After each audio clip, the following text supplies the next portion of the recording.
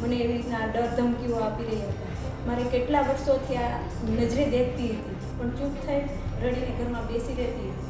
મને વાર કાઢી મૂકવામાં આવતી હતી. આશ્રમમાં મારો ત્યાગ કરવામાં આવતો હતો અને મને કોઈ પણ જાતનું સ્થાન ન મળે એ માટે મને હું કોઈ પણ જગ્યાએ પગલાં લઈ શકું એમ ન હતું. જ્યારે મને ખબર પડી કે હવે આવું કેટલા સમય સુધી ચૂપચાપ જોવું, બહેનો દીકરીઓને વંશ લેવામાં આવતો હતો, જ્યારે અધર્મના નામે એ ધર્મની ધજાઓ ફેલાવી ગઈ, બહેનો ઉપર પણ ખૂબ જ એને અંધશ્રદ્ધા બેસાડી, દાખલા ભૂવા અને તાંત્રિક વિદ્યાઓમાં અંધશ્રદ્ધામાં બેસાડી દીધા. તે સમાજ બધો હરિહરન બાપુનું જયકાર કરતા રહેશે. તમે મારી દીકરી છો, પણ ગુરુજીએ એવું દીકરી પ્રમાણે કશું રાખ્યું નથી, નારીનું વર્તન પણ રાખ્યું નથી. તે મારી મહાન કે કોઈ એવી કોઈ સંજોગોમાં મારી ન રહે કેપેસિટી કે હું ક્યાંય મેળવી ન રહું એવું મારા પર કૃત્યો કરેલા છે કે જે અત્યાચારોમાં કોઈ ત્રાસ આપવામાં કશી ખામી જ નથી રહેતી, છતાં પણ લલચાઈ ગયેલા.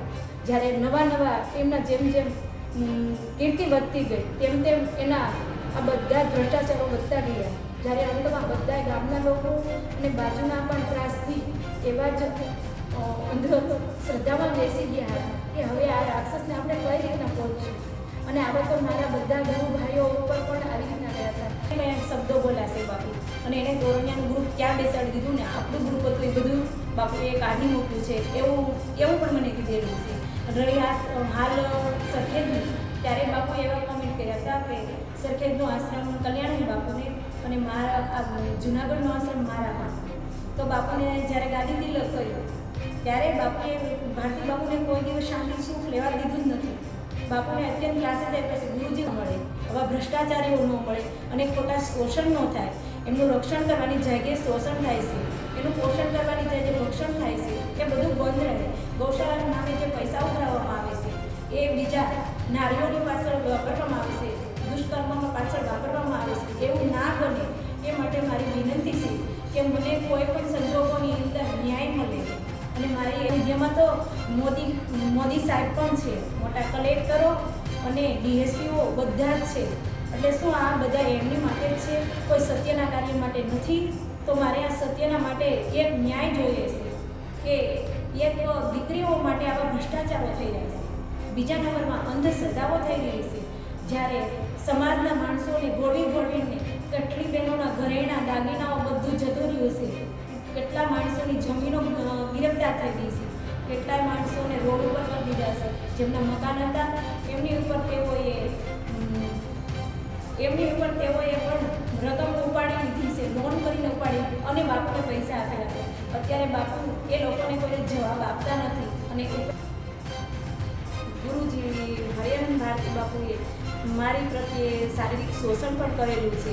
જ્યારે બીજ ધર્મના રામદેવજી મહારાજના પાઠ વિશે, મહાધર્મના પાઠ વિશે એવી અંધશ્રદ્ધાઓ બેસાડી અને શારીરિક બહેનો દીકરીઓના પણ શોષણ કરેલા છે. અને આજે એટલા અત્યાચારો વધી ગયા છે.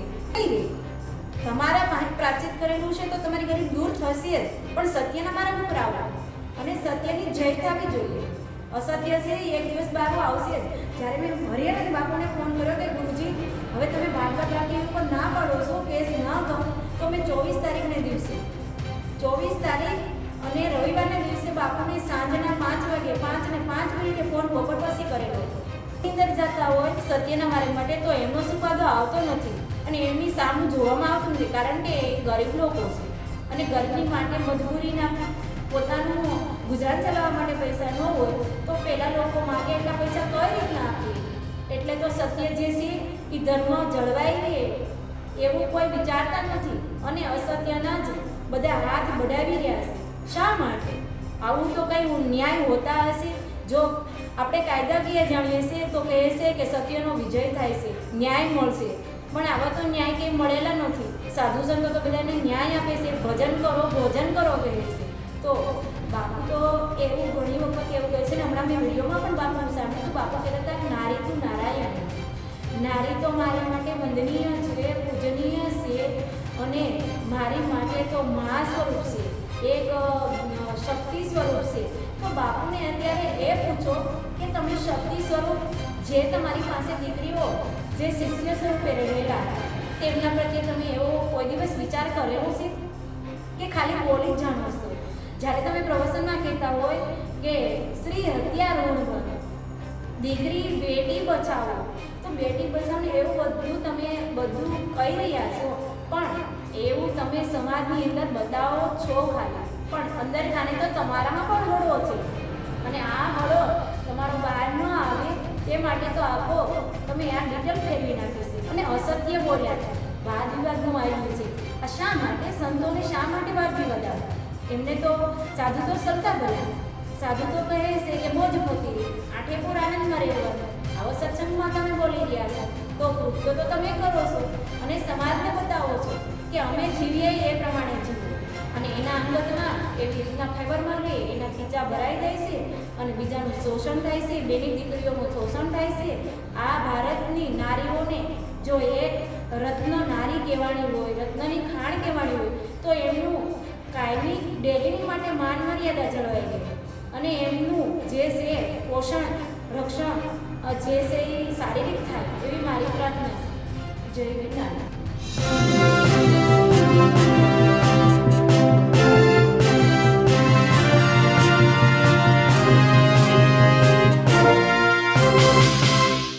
જૂનાગઢ ભારતી આશ્રમ અને તેના સંત હરિહરાનંદ અત્યારે વિવાદમાં આવ્યા છે. વિવાદ એના માટે કે એમની કોઈ જૂની શિષ્યા છે એને પોતાનો વિડીયો વાયરલ કર્યો છે. વિડીયોમાં તમામ પ્રકારની જે કૃતિઓ છે તેની વાત કરવામાં આવી છે, ધર્મ નામે મહિલાઓનું શોષણ એની વાત કરવામાં આવી છે, અને જે શિષ્યાઓ છે તેમની સાથે કઈ રીતે અમાનુષી ઘટનાઓ અત્યાચારો કરવામાં આવે છે તેની વાત કરવામાં આવી છે. ધાર્મિક વિધિના નામે કઈ રીતે મહિલાઓને મૂર્ખ બનાવવામાં આવી રહ્યા છે, તેમનું શોષણ કરવામાં આવી રહ્યું છે. લગભગ 2 પાર્ટમાં જાહેર થયેલો આ વિડીયો ક્યારે થયો છે એની પુષ્ટિ અમે નથી કરતા, પણ એ વિડીયો જાહેર થયો છે અને એમાં ગંભીર આરોપ લગાવ્યા છે. મહત્વની વાત એ છે કે હરિહરાનંદ અને જે સ્વામી એમના ચેલાઓ છે, સંતો છે, એમના પ્રવક્તાઓ છે, તેમના તરફથી આ અંગે કોઈ ખુલાસો હજુ સુધી આવ્યો નથી. નમસ્કાર, હું છું ચિંતામણી પુતનિલ પટેલ. સ્વાગત છે આપનો અમારા કાર્યક્રમમાં. આવો સાંભળીએ આ 2 ટુકડામાં રીલમાં જે સાધ્વી છે તે શું કહી રહ્યા છે, પોતાની વાતમાં શું કહી રહ્યા છે અને કઈ રીતે ખુલાસો કરી રહ્યા છે. જ્યારે પરમ પૂજ્ય હરિહરાનંદ ભારતીજી બાપુ 1008 મહામંડલેશ્વર શ્રી વિભૂતિ મારા ગુરુજી છે, તેમજ એમની આજે આંતરરાષ્ટ્રીય અધ્યક્ષ પદ મળેલું પણ છે, કે જ્યારે હરિહરાનંદ બાપુએ ન કરવાના કૃત્યો કરેલા છે, મારા પર અત્યાચારો કરેલા છે, બીજું કે મારા ઉપર ન કરવાના આક્ષેપો પણ નાખેલા છે, મને ડર ભય દબાણ અને ધમકીઓ આપવામાં આવે છે. જ્યારે તેમની સાથે રહેતા વ્યક્તિઓ પણ મને એવી રીતના ડર ધમકીઓ આપી રહ્યા હતા. મારે કેટલા વર્ષોથી આ નજરે દેખતી હતી, પણ ચૂપ થઈ રડીને ઘરમાં બેસી રહેતી હતી. મને વારવાર કાઢી મૂકવામાં આવતી હતી, આશ્રમમાં મારો ત્યાગ કરવામાં આવતો હતો અને મને કોઈ પણ જાતનું સ્થાન ન મળે એ માટે મને હેરાનને પરેશાન કરવામાં આવી હતી, કે સમાજમાં ન રહે, તેમ સંતોમાં ન રહે, તેમ પરિવારમાં ન રહે. એ બાદ મારી ઉપર આક્ષેપો નાખવામાં આવ્યા છે, મને અત્યંત હેરાન અને ત્રાસ આપવામાં આવ્યો છે. જ્યારે ગામના લોકોને પણ એ લોકોનું કામ હોય, પ્રસંગ હોય, કોઈ આયોજનો હોય ત્યારે કરાવી ગામના લોકોને પણ ગાળો અને ધમકીઓ આપતા અને બીજા નંબરમાં મારી અને પછી કપડાં પણ કાઢી નાખતા. આવું હરિહરાનંદ બાપુ કૃત્ય કરી રહ્યા હતા. જ્યારે આમાં વજન નજરે જાણતી હતી, જોતી હતી, પણ મારી ગરીબ સ્થિતિની હિસાબે હું કોઈ પણ જગ્યાએ પગલાં લઈ શકું એમ નહોતી. જ્યારે મને ખબર પડી કે હવે આવું કેટલા સમય સુધી ચૂપચાપ જોવું, બેનો દીકરીઓને વંશ લેવામાં આવતી હતી, જ્યારે અધર્મના નામે એ ધર્મની ધજાઓ ફેલાવી રહ્યા હતા. બેનો ઉપર પણ ખૂબ જ એને અંધશ્રદ્ધા બેસાડી, ડાકલા ભૂવા અને તાંત્રિક વિદ્યાઓમાં અંધશ્રદ્ધામાં બેસાડી દીધા હતા, કે સમાજ બધો હરિહરાનંદ બાપુનું જે જે કાર કરતા હતા. કેટલા સમયથી આવું ચાલી રહ્યું હતું. મારી ઉંમર જ્યારે 14 વર્ષની હતી ત્યારે બાપુએ મને સાનિધ્યમાં લીધેલી હતી અને કીધું હતું કે પ્રભુ ભજન કરો અને મારા પરિવારના રસીલાબેન છે તેમની દેખભાળ કરો, આશ્રમની સેવા કરો, સાધુ સંતો આવીને ભોજન કરાવો અને ભજન કરો અને ગૌશાળાનું ધ્યાન રાખો. આશ્રમ તમારો જ છે અને કાયમિકની માટે તમારો રહેશે. તમે મારી દીકરી છો. પણ ગુરુજીએ એવું દીકરી પ્રમાણેનું કશું રાખ્યું નથી, નારીનું વર્તન પણ રાખ્યું નથી. તે મારી મહાન કે કોઈ એવી કોઈ સંજોગોમાં મારી ન રહે કેપેસિટી કે હું ક્યાંય મેળવી ન રહું એવું મારા પર કૃત્યો કરેલા છે, કે જે અત્યાચારોમાં કોઈ ત્રાસ આપવામાં કોઈ કશી ખામી જ નથી રાખી. છતાં પણ બાપુને એવું જ્યારે લાગે કે હવે જતી રહેશે તો પાછી મને ફોલાવી ફસાવીને પાછી લઈ આવવામાં આવતી હતી. જ્યારે રાજભા નામના વ્યક્તિ આશ્રમની અંદર બાપુએ પૈસાની લેતી દેતી કરેલી હતી, તો એ લોકો મારવા આવ્યા ત્યારે વજુભાઈ મારફત સમાધાન કરાવ્યું અને બાપુએ કીધું કે તમે આવતા રહો. અને જ્યારે હું ગઈ ત્યારે બાપુએ કીધું કે કાર્મિકની માટે હંસાબેન તેમના પરિવારના મોટાબેન હતા એ અને રસીલાબેન તમે સાથે રહો ને આશ્રમની અંદર રહો અને જ્યારે રાજભા આવે ત્યારે કહેજો કે મારી પર બળાત્કાર કર્યો છે એટલે એનો કેસ પતી જશે, એને પૈસા નહીં આપવા પડે, એક કામમાં બે કામ થઈ જશે. આવું બાપુ મને શીખવાડતા હતા અને આવો તો કેટલું બાપુએ મને શીખવાડેલું છે. અને એ કોલ મારી પાસે અત્યારે રેકોર્ડ બધું જ હતું, પણ એમના માણસોએ મારો ફોન સતાડી અને લઈ લેવામાં આવેલો છે કે જે આ કોઈ બહાર પાડી ન શકે, વિડીયોમાં આપી ન શકે. એને ખબર હતી કે હું એક ગરીબની દીકરી છું અને એટલા સમયથી હું એમની સાથે રહું છું. બાપુના સુખ દુઃખમાં બધી જ જગ્યાએ મેં સાથ આપેલો છે. જ્યારે ભારતી બાપુએ જુનાગઢથી કાઢી મૂક્યા હતા, બાપુના કૃત્યોને ખબર પડી ત્યારે તો બાપુને કાઢી મૂક્યા ત્યારે મેં 12 વર્ષ સુધી ચંપલ નહોતી પહેરી. મને એવું થયું હતું કે ગુરુજીનું દુઃખ એ આપણું દુઃખ છે, પણ ગુરુજીને એવો વિચાર ન આવ્યો કે આ દીકરી કોણ છે. દીકરી પ્રત્યેનો એણે સંબંધ રાખ્યા જ નથી અને શિષ્ય પણના સંબંધ રાખ્યા નથી. એમને તો એની ઈચ્છા અનુસાર જ જે વર્તન કર્યું છે. જ્યારે ભોગ વિલાસમાં અને મોહન માયામાં લોભ લાલચમાં લલચાઈ ગયેલા, જ્યારે નવા એમના જેમ જેમ કીર્તિ વધતી ગઈ તેમ તેમ એના આ બધા જ ભ્રષ્ટાચારો વધતા ગયા. જ્યારે અંતમાં બધા ગામના લોકો અને બાજુના પણ ત્રાસથી એવા જ અંધશ્રદ્ધામાં બેસી ગયા હતા કે હવે આ રાક્ષસને આપણે કઈ રીતના પહોંચશું. અને આવા તો મારા બધા ગુરુ ભાઈઓ ઉપર પણ આવી રીતના ગયા હતા અને કોઈને ખબર ના પડે, કોઈ અખેડો ભેગો ના કરે અને ગમે તેવા વ્યક્તિઓ તેમને દીક્ષા દઈ દેવામાં આવતી હતી. અને કોઈને ઘરેથી પણ બોલાવવામાં આવતા નહોતા, કોઈ પરિવાર ન હોય તો પણ દીક્ષા દઈ દેવાતી. એમાં જ્યારે ભારદાર ભારતીને લઈ આવ્યા ત્યારે બાપુએ એવી રીતના જેમને દીક્ષા દઈ દીધી હતી. જ્યારે આશ્રમનું વ્યવસ્થા કરવા માટે મેં ભારદાર ભારતીને પણ 1.5 લાખ રૂપિયાની રકમ ગાયો ગૌશાળા માટે મેં મારા પપ્પાની આજીવિકા નાતા એ આપ્યા. પણ બાપુની શિખામણથી એ પણ મને વાયદા આપ્યા કર્યો અને નાસી ગયો એવું કહી દીધું કે એને બાયડીને છોકરા છે એવું કરીને એને વાક્ય આશ્રમમાંથી કાઢી મૂકવામાં આવ્યું. એ પણ હું જ્યારે શિવરાત્રિએ હાલમાં એ જૂના હાથીગઢ હતા ત્યારે હું હાથીગઢ 2 જણને લઈને ગઈ કે ભાઈ તમારે પૈસાનું શું કરવાનું છે. તો તેમણે કીધું કે હું થોડા દિવસમાં આપી દઈશ. પણ મને ખબર પડી કે આ બધી બાપુની ચાલ છે. જ્યારે ગુરુજી આ બધું કરાવી રહ્યા છે અને મેં જ્યારે ગુરુજીને ફોન કર્યો ત્યારે ગુરુજીએ પણ એવું કીધું કે બેટા એના ઉપર ફોન ના કરીશ. અને આવું તો કેટલાય સમજથી બાપુ બધા સાથે આવી રમત મને રમાડતા હતા.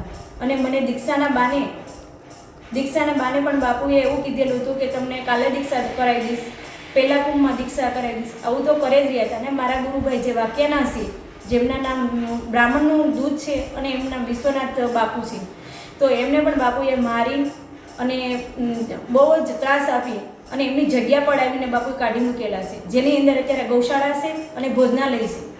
એ એમના જ જમીન છે, જગ્યા છે. એવા તો કેટલા કરેલા. ગામમાં બાપુએ ન હોય એટલા બધાને જે દરના વ્યાજ દરે પૈસા ગામમાંથી વિશ્વાસ આપીને લેવડાવી લીધા છે. જે હાલ ગામના છેલડિયા નરેશભાઈ કર્યું છે એમને આપેલા છે. પણ બાપુની એમાં ચાલ છે કે બાપુની પણ એમની અંદર કાંઈક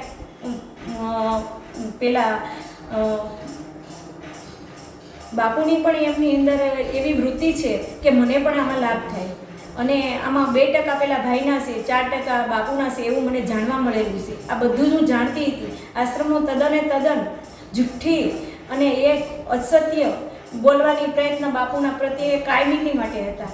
જ્યારે બીજાની આગળ રડતા અને એવું કહેતા હતા કે મારી મા કોમા પડીને મરી ગઈ છું, હું એક દુખિયારો છું, કોઈ મને સમજતા નથી અને મને આ બધાય ખોટા હેરાન કરે છે. ભારતી બાપુ પણ હેરાન કરે છે, ત્યાંના ટ્રસ્ટી પણ હેરાન કરે છે, મહાદેવ ભારતી પણ મને હેરાન કરે છે. અને મહાદેવ ભારતી મને હેરાન કરીને બાપુની શિખામણથી મને ન હોય એવું કરે છે. મને જમવાનું જે જોતું હોય એ નથી આપતા. અને એવા તો કયા શબ્દો બોલાશે બાપુ. અને એને તોરણિયાનું ગ્રુપ ક્યાં બેસાડી દીધું ને આપણું ગ્રુપ હતું એ બધું બાપુએ કાઢી મૂક્યું છે એવું પણ મને કીધેલું છે. રહી હાલ સરખેજની, ત્યારે બાપુએ એવા કોમેન્ટ કર્યા હતા કે સરખેજનો આશ્રમ કલ્યાણન બાપુને અને મારા જુનાગઢનો આશ્રમ મારામાં. તો બાપુને જ્યારે ગાદી તિલક કર્યું ત્યારે બાપુએ ભારતી બાપુને કોઈ દિવસ શાંતિ સુખ લેવા દીધું જ નથી. બાપુને અત્યંત ત્રાસે જ આપ્યા છે. ગુરુજી હોવા છતાં પણ હરિયન બાપુ તો એની જ જે કરવાનું હતું કાર્ય એમાં સફળતા જ મેળવીને રહ્યા છે. કારણ કે એણે કોઈ બીજાના દુઃખ જોયા જ નથી. અને એક જ્યારે બાપુને એવા બધા હતા દાદાશ્રીઓ કે જે આશ્રમની અંદર ખરાબ કૃત્યો અને નશાબંધી પ્રિય એવું પણ આશ્રમની અંદર મેં જોયેલું, પણ બાપુની આબરૂ રાખવા માટે, ઇજ્જત રાખવા માટે મેં કશું બહાર પાડ્યું નથી. અને જ્યારે રાજભવનમાં આવ્યા ત્યારે બાપુએ ખુદને મને કીધેલું હતું કે બેટા મેં 3 ગોળીઓ લઈ લીધી હતી, જે નશાકીય ગોળી કહેવાય છે, જે બિનકાયદેસર કહેવાય છે. એવી ગોળી જે સંત લેતા હોય તો એને કેવી રીતના સંત માનવા. અને મારા ગુરુનો પ્રત્યે તો હજી છે, નથી એમ નહીં, હું એ જ દ્રષ્ટિએ જોઉં છું. પણ ગુરુજીએ એવું જોયું નથી કે આ છોકરીએ મારા માટે આખો દેહ ત્યાગી દીધો છે, એ એના ઘર પરિવાર છોડીને આવતી રહી છે, એવું ગુરુજીએ ક્યારેય વિચાર જ કર્યો નથી. અને મારી માનસિક અને શારીરિક બધું જ સંતુલ છે અને હું તંદુરસ્ત એકદમ જ છું, કારણ કે મને કોઈ જાતની ટેબ્લેટ કે કોઈ દિવસ લેવાનું નથી આવ્યું. પણ બાપુએ મારી ઉપર કૃતિઓ કરેલા છે એ મારી આગળ બધું જ રેકોર્ડ ડિલેટ કોલ ડિટેલ ખોલશો એટલે બધું જ મળશે. અને મારી એવી આદિથી છે, મારી વિનંતી છે કે આવી કોઈ પણ દેશની બહેનો દીકરીઓને આવું દુઃખ ના પડે, આવો ત્રાસ ન મળે, આવા ભ્રષ્ટાચારીઓ ન મળે અને ખોટા શોષણ ન થાય. એમનું રક્ષણ કરવાની જગ્યાએ શોષણ થાય છે, એનું પોષણ કરવાની જગ્યાએ ભક્ષણ થાય છે, એ બધું બંધ રહે.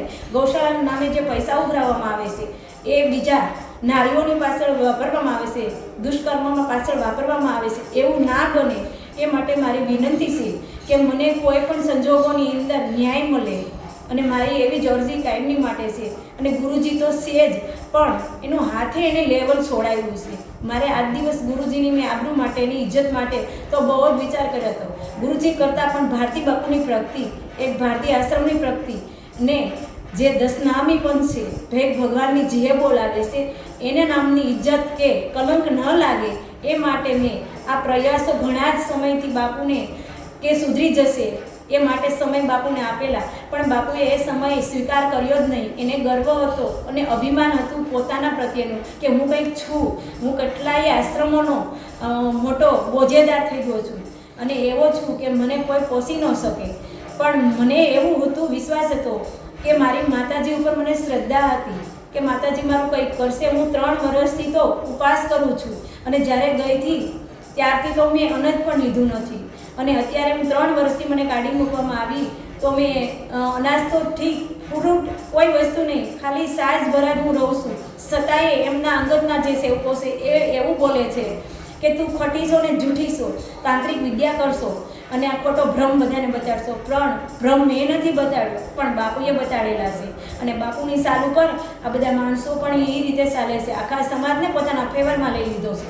અને બાપુને એવું જ છે કે આ કે એટલે કે મને આંબી ન શકે, આનો છેડો નહીં આવી શકે, અને છેડો આવશે તો એના માણસોએ મને કીધેલું છે કે કાં તો તને આ દુનિયામાંથી પરત કરી દેવામાં આવશે અને કાં તો તારા પરિવારનો નાશ કરી નાખશું. અને બીજા નંબરમાં કે બાપુ પાસે તો એવા માણસો છે કે જેઓ કેપેસિટીવાળા છે, એમની પાસે તો બધા મર્ડર કરી શકે તેવા માણસો છે. તેના સાનિધ્યમાં તો મોદી સાહેબ પણ છે, મોટા કલેક્ટરો અને ડીએસપીઓ બધા જ છે. એટલે શું આ બધા એમની માટે જ છે, કોઈ સત્યના કાર્ય માટે નથી? તો મારે આ સત્યના માટે એક ન્યાય જોઈએ છે કે એક દીકરીઓ માટે આવા ભ્રષ્ટાચારો થઈ રહ્યા છે. બીજા નંબરમાં અંધશ્રદ્ધાઓ થઈ રહી છે.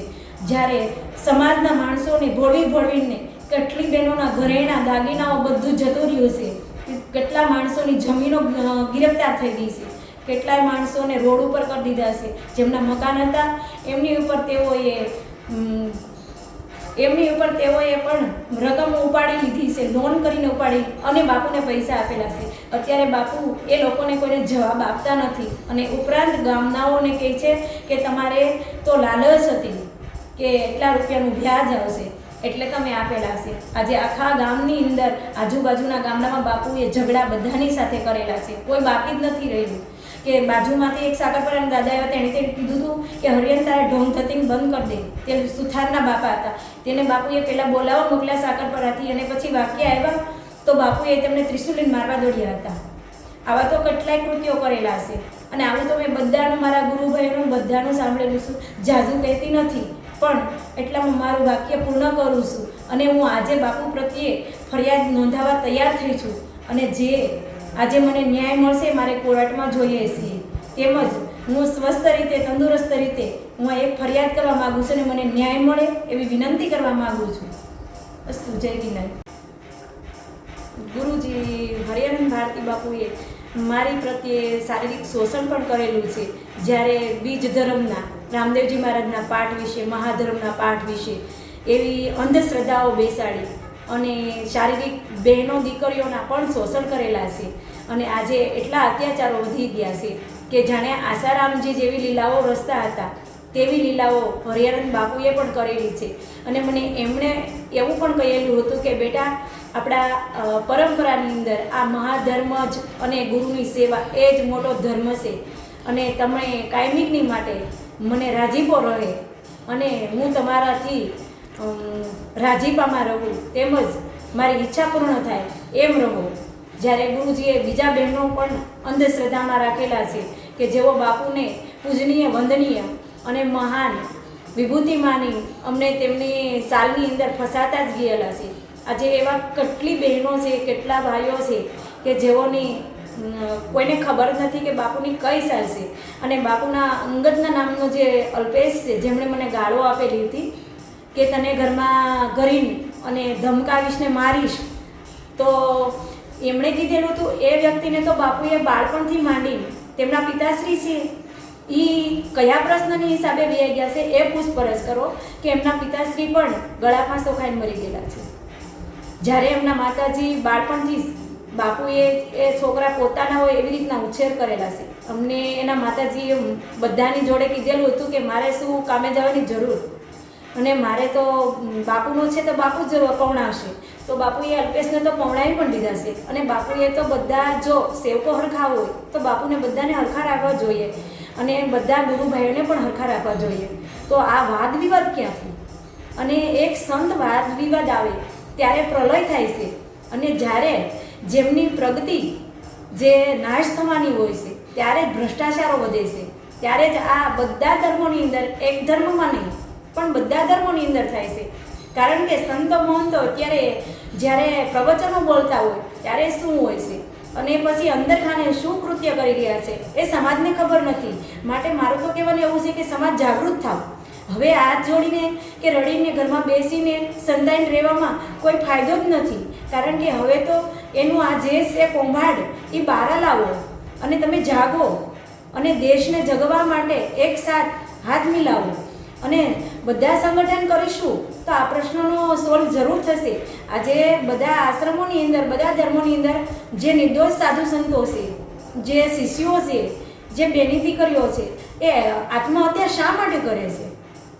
એવું તો કોઈ વિચાર કે કંઈક એવું બનતું હોય રહસ્ય તો જ એ લોકો આત્મહત્યા કરે ને, નહીંતર તો આત્મહત્યા થાય જ નહીં ને. તો આપણને કોઈ દુઃખી કરતા હોય, તો આપણી બેનને કોઈ દુઃખી કરતું હોય કે માને દુઃખી કરતું કે આપણી પત્નીને દુઃખી કરતું હોય તો આપણે એને કેમ કહીએ છીએ? આપણે એને સારો રહેવા દઈએ છીએ? સમાજમાં લેવા લાયક રહેવા દઈએ છીએ? કશું નથી કરતા. આપણે તો ઉશ્કેરાઈએ છીએ ને. અને આપણે એવું કહીએ છીએ તું મારી બેનને કેમ કરી? તો બધાની બહેનો, માતાઓ સરખા રાખો અને બધાને માન રહે એવું કરો. આવું તો કોઈને કરવામાં આવતું નથી. અને જ્યારે માયા, લોભ, લાલચ આપે છે ત્યારે વ્યક્તિ લાગણીની પ્રત્યે ન્યાવ્યા જાય છે. શા માટે ફસાવશો? ગરીબી દે તો તમારી કાયમિકની માટે નહીં રહે. તમારા પાસે પ્રાચિત કરેલું છે તો તમારી ગરીબ દૂર થશે જ. પણ સત્યના માર્ગ ઉપર આવો અને સત્યની જય થવી જોઈએ. અસત્ય છે એક દિવસ બહાર આવશે જ.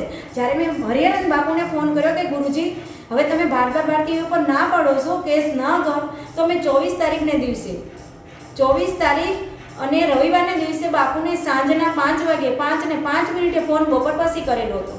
તો બાપુએ મને કોલમાં મેં બાપુને કીધું કે બાપુ તો તમે ભારતી પ્રત્યે તમે ના પાડો છો તો હું તમારી પ્રત્યે ફરિયાદ કરીશ.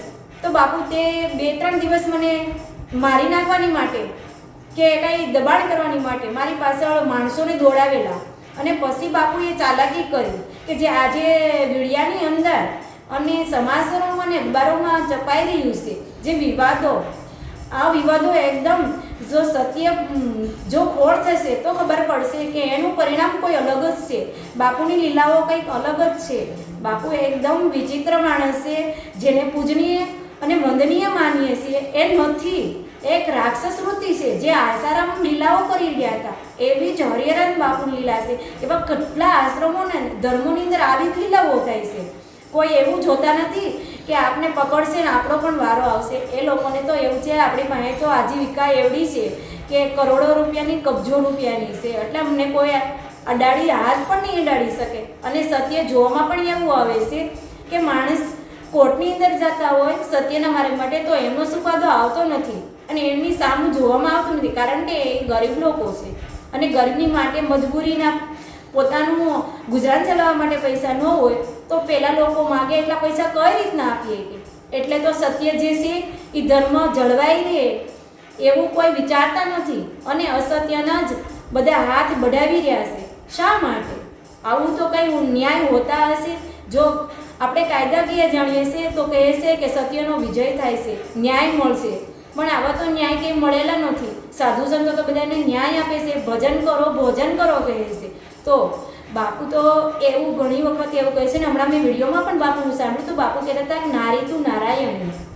નારી તો મારી માટે વંદનીય છે, પૂજનીય છે અને મારી માટે તો મહા સ્વરૂપ છે, એક શક્તિ સ્વરૂપ છે. તો બાપુને અત્યારે એ પૂછો કે તમે શક્તિ સ્વરૂપ જે તમારી પાસે દીકરીઓ જે શિષ્ય સ્વરૂપે રહેલા હતા તેમના પ્રત્યે તમે એવો કોઈ દિવસ વિચાર કરેલો છે કે ખાલી બોલી જ જાણો છો? જ્યારે તમે પ્રવચનમાં કહેતા હોય કે સ્ત્રી હત્યા ઋણ ભંગ, દીકરી બેટી બચાવો, તો બેટી બચાવને એવું બધું કહી રહ્યા છો, પણ એવું તમે સમાજની અંદર બતાવો છો ખાલી, પણ અંદર ખાને તો તમારામાં પણ હળો છે અને આ હળો તમારો બહાર ન આવે તે માટે તો આખો તમે આ ડિટેલ ફેરવી નાખી છે અને અસત્ય બોલ્યા છો. વાદ વિવાદનું આવ્યું છે. આ શા માટે? સંતોને શા માટે વાદ વિવાદ આવે? એમને તો સાધુ તો સલતા ભલા, સાધુ તો કહે છે કે મોજ ફકીરી, આઠેપોર આનંદમાં રહેવાનું. આવો સત્સંગમાં તમે બોલી રહ્યા છો તો કૃત્યો તો તમે કરો છો અને સમાજને બતાવો છો કે અમે જીવીએ એ પ્રમાણે જીવો અને એના અંગતમાં એવી રીતના ફેવરમાં રહે, એના ખીચા ભરાઈ જાય છે અને બીજાનું શોષણ થાય છે, બેની દીકરીઓનું શોષણ થાય છે. આ ભારતની નારીઓને જો એક રત્ન નારી કહેવાની હોય, રત્નની ખાણ કહેવાની હોય તો એમનું કાયમી ડેલીની માટે માન મર્યાદા જળવાઈ રહે અને એમનું જે છે પોષણ રક્ષણ જે છે એ શારીરિક થાય એવી મારી પ્રાર્થના છે. જય ગિરનારી. આ સમગ્ર ઘટના જોઈને આપને શું લાગે છે જરૂરથી અમારા કોમેન્ટ બોક્સમાં કોમેન્ટ કરજો. એ સિવાય અમારી યુટ્યુબ ચેનલ લાઈક કરો, સબસ્ક્રાઇબ કરો, બેલ આઇકન દબાવો. સાથે અમારી વેબસાઇટ છે www.gujaratplus.in, ત્યાં પણ જઈને તમે વધુ અપડેટ થઈ શકો છો. સાથે અમારી ઇન્સ્ટા અને ફેસબુક આઈડી છે, ત્યાં પણ જઈને પણ તમે ફોલો અમને કરી શકો છો. અત્યાર માટે બસ આટલું જ. નમસ્કાર.